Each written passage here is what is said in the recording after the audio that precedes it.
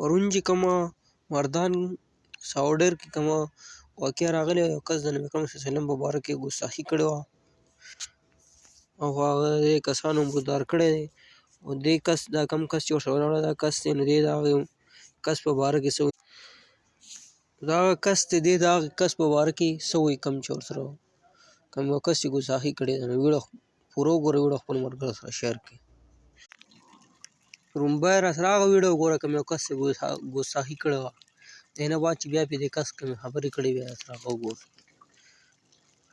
ټول کفارو ته ودرېدو او په یو منت التجا یې ورته کوله ملګرو چې که زه تاسو ته ووایم چې د دې غر نه اخوا یو سیلاب را روان دی، نو تاسو به ومنئ هغې وي او ځکه چې هغه خو صادق او امین و.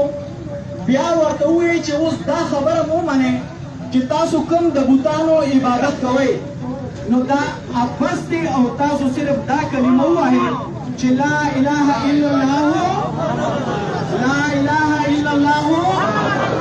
نو زما عزتمندو مشرانو او الله ډېر عزت درکړی دی، نو چې چا په هغې ایمان راوړو او کلمې ووایي هغې کامیاب شو، او چا چې انکار وکړو نو هغه د جهنم لرګي شو. نو زه به تاسو له نور څه نشم ویلی، خو زه به تاسو له د پیغمبر مقابل د صحابې نه ګرځوم، خو زه وایم چې زمونږ د ساوړلیر دپاره دا سړی چې راغلی دی نو دا هم د پیغمبرۍ د درجې نه کم نه دی. درجه ورته نه ورکوو، خو بهرحال ستاسو لپاره ډېر محترم سړی دی او زه سره تاسو په یو باندې نه دی کوپریشن وکړئ.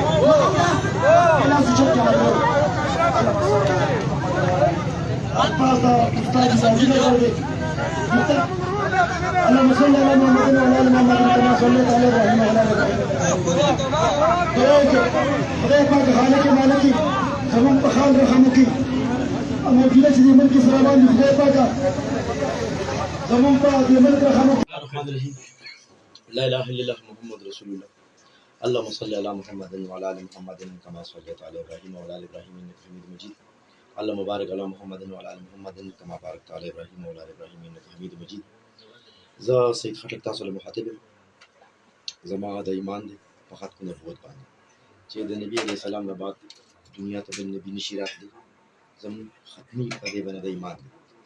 باقي دا نن چې کومه پېښه په ساولډیر کې رامخې ته شوه، نو سیاسي جلسه وه او دا کومه ګستاخ چې دا کومه خبره کړې ده، نو زه د نبي علیه السلام د خپلو د خورو مصابیم نه یم، د نبي علیه السلام د غلامانو د غلامۍ کوشش کوم، ټیک ده، او زه د دې پر زور مذمت کوم او هېڅ قسمه دې سره زما داسې نه دي، نه ما دا راغوښتي، نه ما دا ویلي دي.